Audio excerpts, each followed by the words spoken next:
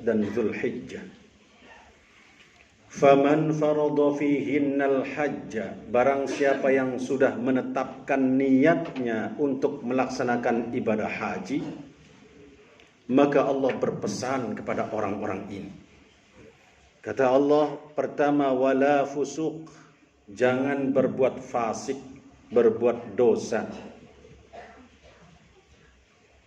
Pertama, fala rafat, kata Allah, jangan ngomong jorok, jangan ngomong yang sia-sia tanpa makna, ngomong yang tidak ada gunanya. Dan yang kedua, wala fusuq, jangan fasik atau jangan berbuat dosa. Dan yang terakhir, yang paling indah ini, wala jidala fil hajj, kata Allah, jangan marah dan jangan bertengkar saat haji. Hadirin rahimakumullah, kenapa Allah pesan seperti ini? Ternyata satu-satunya ibadah yang berpotensi untuk bertengkar itu haji. Berpotensi untuk marah, haji. Mohon maaf, baru daftar di bank saja sudah banyak yang marah-marah karena antriannya.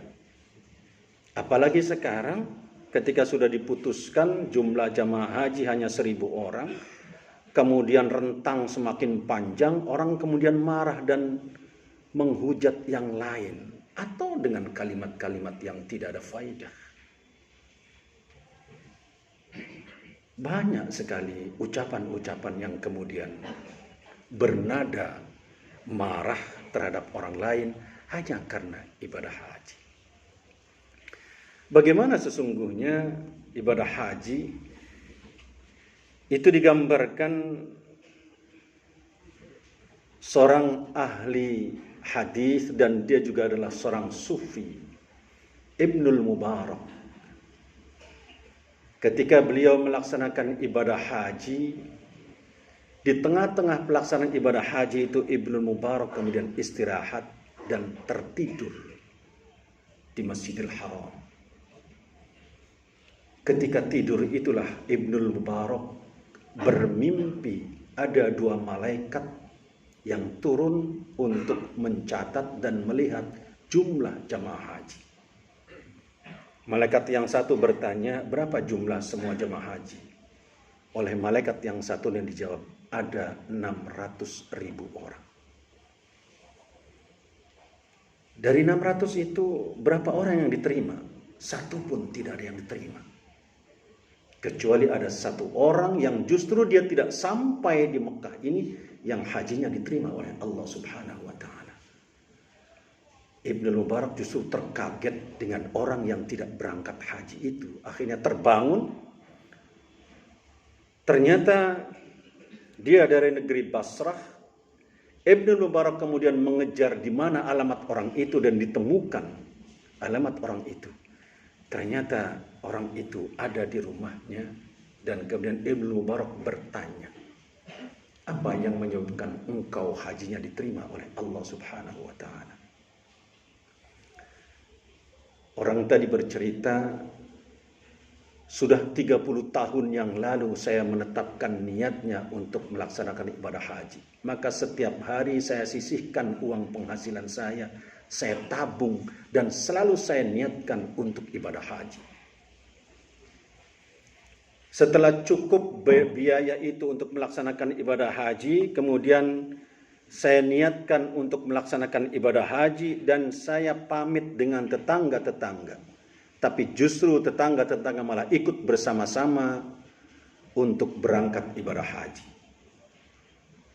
Akhirnya kami rombongan berangkat ibadah haji. Di tengah-tengah perjalanan, di antara jamaah kami ada yang sedang hamil muda, mencium bau masakan. Maka dia minta seluruh rombongan berhenti karena dia tidak tahan mencium masakan itu, ingin merasakan masakan itu. Dicarilah masakan itu di balik-balik bebukitan. Ternyata ditemukan ada seorang nenek tua yang sedang memasak daging. Di balik nenek itu ada 3 cucunya yang masih kecil. Oleh Ibnul Mubarak diminta kepada nenek tadi, bolehkah nek sebagian dari daging yang nenek masak ini kami makan? Karena ada jamaah kami yang betul-betul tidak mampu menahan bau masakan ini. Nenek tadi menjawab, masakan ini untuk kalian haram, sedangkan untuk kami halal. Ibnul Mubarak kemudian, orang yang berangkat haji tadi kemudian, kenapa ada dua hukum dari masakan yang sama? Nenek tadi menjawab, daging yang saya masak ini saya sayat dari bangkai-bangkai yang sudah meninggal.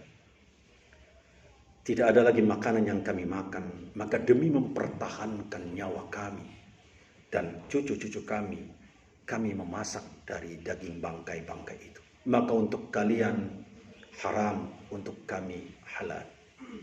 Ditanya, adakah yang lain yang bernasib sama dengan engkau wahai nenek? Silahkan kalian cari di balik-balik bubukitan itu.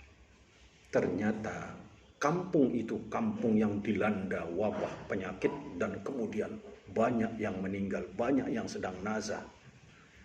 Akhirnya seluruh perbekalan rombongan tadi dikumpulkan dan semuanya disodakohkan untuk kampung yang kena musibah tadi. Setelah itu kami kembali lagi ke kampung kami dan kami tidak sampai ke Mekah. Ibnul Mubarak menganggut-anggut. Itu rupanya yang menyebabkan Allah menerima hajimu. Dengan penuh keikhlasan, rela apapun yang terjadi. Kemudian dia kembali lagi. Hadirin rahimakumullah. Ternyata apa yang dilakukan dan yang ditemukan oleh Ibnul Mubarak tadi adalah seseorang yang melaksanakan ibadah haji yang niatnya sudah lama. Tapi begitu pelaksanaan mau ibadah haji menghadapi masalah kemanusiaan atau menghadapi kendala, tapi dia kemudian rela apapun yang terjadi. Dia tidak melakukan amarah, dia tidak melakukan hujatan kepada siapapun, bahkan dia sodakohkan seluruh biayanya untuk kemanusiaan di kampung itu. Hadirin rahimakumullah, sekarang banyak jamaah kita yang belum sempat berangkat kemudian marah, yang kita juga tidak tahu marahnya ditujukan kepada siapa. Padahal Allah berpesan, wala jidala fil hajj, kata Allah, jangan pernah marah kalau kita sudah menetapkan niatnya untuk melaksanakan ibadah haji. Maka Allah berpesan dalam ayat kalimat berikutnya, wa ma taf'alu min khairi ya'lamullah. Apa-apa yang kalian kerjakan semua akan diketahui oleh Allah Subhanahu wa taala. Dan kata Allah, wa tazawwadu fa inna khairaz zadit taqwa. Berbekallah takwa untuk haji itu, dan sebaik-baik bekal adalah takwa. Yang ditemukan oleh Ibnul Mubarak adalah seorang sosok hamba Allah untuk ibadah haji. Begitu kuat takwanya kepada Allah Subhanahu wa ta'ala. Satu-satunya ibadah yang syarat dengan pesan dari Allah Subhanahu wa ta'ala, ibadah haji. Jangan rofath, jangan fasik, jangan dijal, jangan jidal. Berbekallah kalian dengan bekal takwa yang sangat kuat. Karena itu hadirin sidang Jumat rahimakumullah, melalui mimbar yang mulia ini, kalau ada di antara kita yang kebetulan sudah lama mendaftar dan kemudian, atau orang tua kita sudah lama mendaftar dan kemudian terkena aturan umur, akhirnya tidak jadi berangkat, pasrahkan kepada Allah Subhanahu wa ta'ala.